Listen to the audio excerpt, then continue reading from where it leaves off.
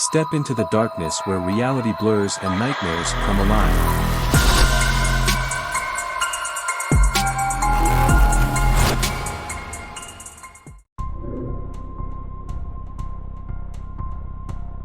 From the moment I moved into my new house, I couldn't shake the feeling that something wasn't quite right about the place next door. The house itself seemed perfectly ordinary, a two-story structure with faded paint and overgrown bushes, but there was an air of unease that hung over it like a dark cloud. It started with the sounds, faint whispers drifting through the walls late at night, accompanied by the soft scrape of something moving across the floor. At first, I dismissed it as my imagination playing tricks on me, the natural paranoia that comes with moving to a new neighborhood. But as the days passed and the noises grew louder and more persistent, I couldn't ignore them any longer. Every night, as I lay in bed trying to sleep, I would hear the whispers growing louder, their words indistinct but filled with an unmistakable sense of urgency. I tried to chalk it up to my neighbor's television being left on or maybe just a noisy air conditioning unit, but deep down, I knew that there was something far more sinister at play. One night, unable to bear the uncertainty any longer, I decided to investigate. Slipping out of bed, I crept to the window and peered out into the darkness, my heart pounding in my chest. The house next door sat silent and still, its windows dark and empty. But as I watched, I caught a flicker of movement, a shadow shifting in the moonlight, disappearing into the depths of the house. Determined to uncover the truth, I waited until the cover of darkness before venturing out into the night, careful to avoid any prying eyes. As I approached the neighbor's house, I could feel a sense of foreboding settling over me like a suffocating shroud, but I pressed on, driven by a desperate need to know what lay within. The front door was locked, but a small window on the side of the house had been left slightly ajar. With trembling hands, I pushed it open and slipped inside, my heart hammering in my chest as I stepped into the darkness. The interior of the house was eerily silent, the only sound the soft creaking of floorboards beneath my feet. I crept through the shadows, my senses on high alert, searching for any sign of what might be causing the strange noises.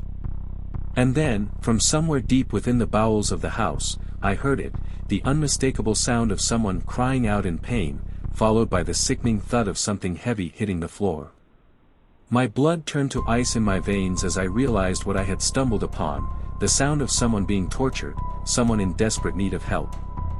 Ignoring the voice in my head that screamed at me to flee, I followed the sound, my footsteps echoing through the empty corridors like a death knell.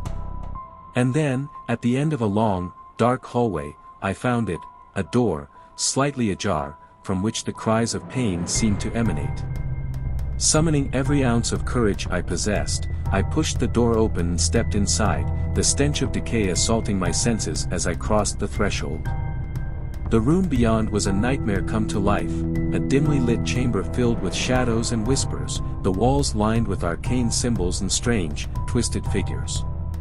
And in the center of it all, bathed in the sickly glow of candlelight, stood my neighbor, a twisted, grotesque figure clad in tattered robes, his eyes burning with a malevolent light. In his hands, he held a writhing figure, a person, bound and gagged, their eyes wide with terror as they struggled against their restraints. And as my gaze met theirs, I realized with a sinking feeling of dread that I knew them, that they were a neighbor, someone I had seen walking their dog or mowing their lawn. But now, they were nothing more than a pawn in this twisted game, a sacrifice to whatever dark forces my neighbor had summoned into our world. Before I could react, my neighbor turned towards me, his lips twisting into a wicked grin as he raised a gnarled finger to his lips, urging me to silence. I stumbled backwards, my mind reeling with shock and horror as I realized the truth. My neighbor was not just a man, but something far more sinister, a servant of darkness who had been hiding in plain sight all along. With a desperate cry, I turned and fled from the house, the sound of my own footsteps echoing in my ears as I raced through the darkness, my heart pounding in my chest. As I burst out into the safety of the street, I knew that I had to warn the others, to tell them what I had seen and heard in the house next door. But deep down, I knew that it was already too late, that the darkness that lurked within those walls was far more powerful than any of us could ever imagine.